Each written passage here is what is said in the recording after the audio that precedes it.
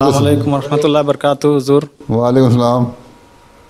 اکثر کا سوال یہ ہے کہ ہندوستان میں اکثر آبادی ہندوؤں کی ہے، تو ان کو کس طرح سے اسلام کی امن پسند تعلیم سے متعارف کروایا جا سکتا ہے؟ کس طرح کروایا جا سکتا ہے؟ اب کر تو رہے ہیں، اتنے پیس سمپوزیم کر رہے ہیں، اور بہت سارے جو میرے خطابات ہیں ان کو بھی وہاں بیان کرتے ہیں، خود اب کے مقررین جو ہیں وہ بھی خطاب کرتے ہیں، اس میں بہت بڑی تعداد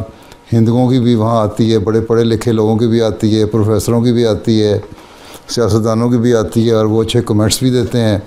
کہ جماعت احمدیہ کے جو اسلام کی تعلیم پیش کر رہی ہے، یہ امن پسند اور پورا امن تعلیم جو ہے،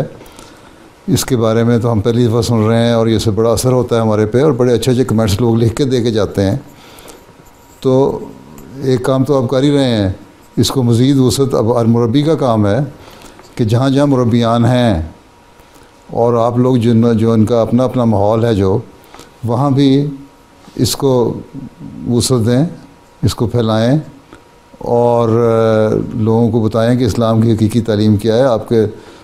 تعلق ہندوؤں کے ساتھ بھی ہونا چاہیے، سکھوں کے ساتھ بھی ہونا چاہیے، عیسائیوں کے ساتھ بھی ہونا چاہیے۔ جن جن علاقوں میں آپ رہتے ہیں، جب رخصتوں میں واپس جاتے ہیں اپنے گھروں میں، تو وہاں اپنے اپنے دوستوں سے، اسکولوں کے پڑھنے والے آپ کے دوست ہوں گے، ان سے بھی بات چیت کریں۔ تو اس طرح اپنے دائرے کو وسیع کرتے چلے جائیں، اور جب فیلڈ میں چلے جائیں مبلغین بن کے اور مربیان بن کے،